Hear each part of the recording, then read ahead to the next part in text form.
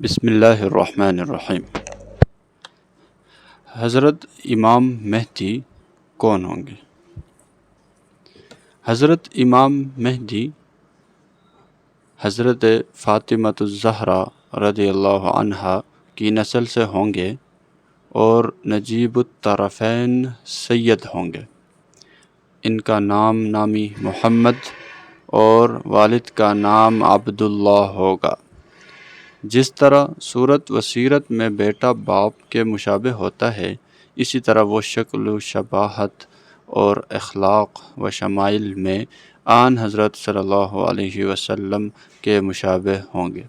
وہ نبی نہیں ہوں گے اور نہ ان پر وحی نازل ہوگی، نہ وہ نبوت کا دعویٰ کریں گے، نہ ان کی نبوت پر کوئی ایمان لائے گا۔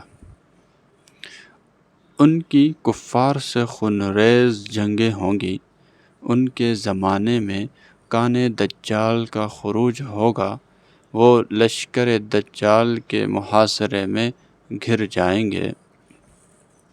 ٹھیک نماز فجر کے وقت دجال کو قتل کرنے کے لیے سیدنا عیسیٰ علیہ السلام آسمان سے نازل ہوں گے اور فجر کی نماز حضرت مہدی رضی اللہ عنہ کی اقتداء میں پڑھیں گے۔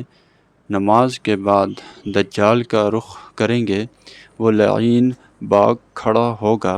حضرت عیسیٰ علیہ السلام اس کا تعاقب کریں گے اور اسے باب لد پر قتل کر دیں گے۔ دجال کا لشکر تیغ ہوگا اور یہودیت اور نصرانیت کا ایک ایک نشان مٹ جائے گا۔ حضرت امام المہدی علیہ السلام کا ظہور کب ہوگا اور وہ کتنے دن رہیں گے؟ امام مہدی علیہ الرضوان کے ظہور کا کوئی وقت متعین قرآن و حدیث میں نہیں بتایا گیا، یعنی یہ کہ ان کا ظہور کس صدی میں ہوگا، کس سال میں ہوگا، کس دن ہوگا۔ البتہ احادیث طیبہ میں بتایا گیا ہے کہ ان کا ظہور قیامت کی ان بڑی علامتوں کی ابتدائی کڑی ہے جو بالکل قرب قیامت میں ظاہر ہوں گی، اور ان کے ظہور کے بعد قیامت کے آنے میں زیادہ وقفہ نہیں ہوگا۔ امام مہدی علیہ السلام کہاں پیدا ہوں گے؟ اس سلسلے میں حضرت علی کرم اللہ وجہہ سے ایک روایت منقول ہے کہ مدینہ طیبہ میں ان کی پیدائش و تربیت ہوگی، مکہ مکرمہ میں ان کی بیعت و خلافت ہوگی اور بیت المقدس ان کی ہجرت گاہ ہوگی۔ روایات و آثار کے مطابق ان کی عمر 40 برس کی ہوگی جب ان سے بیعت خلافت ہوگی۔ ان کی خلافت کے 7ویں سال کانا دجال نکلے گا۔ اس کو قتل کرنے کے لیے حضرت عیسیٰ علیہ السلام آسمان سے نازل ہوں گے۔ حضرت امام مہدی علیہ السلام کے 2 سال حضرت عیسیٰ علیہ السلام کی معیت میں گزریں گے اور 49 برس میں ان کا وصال ہوگا۔ حضرت امام مہدی کے ظہور کی نشانیاں کیا ہیں؟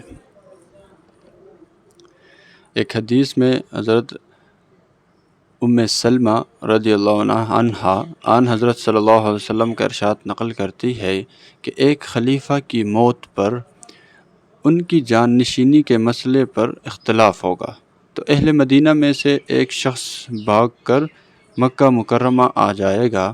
یہ مہدی علیہ السلام ہوں گے۔ اس اندیشہ سے بھاگ کر مکہ آ جائیں گے کہ کہیں ان کو خلیفہ نہ بنا دیا جائے، مگر لوگ ان کے انکار کے باوجود ان کو خلافت کے لیے منتخب کریں گے۔